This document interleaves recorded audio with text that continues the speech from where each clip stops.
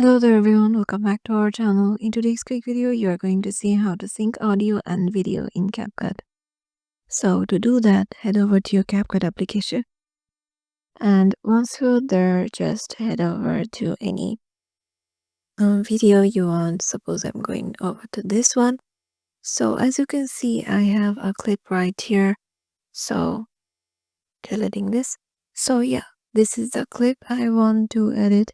So if I want to add a soundtrack with it, just I will do is go to the sounds option, and here I can use any of the sounds that is free in CapCut. And if there is any library in anyone in my library, I can use that too, and any one of my TikTok and saved options too. So suppose I am doing this one, I'm using this, and here you can see I have added the song. And if I want to just merge it, what I will do is just to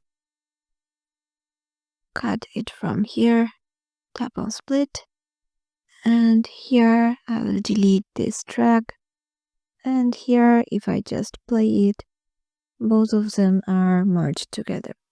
So once you export it, the sound will be merged together with the video. Yeah, this is how you can do it. Hope this video will help you out, and we will see you in the next one.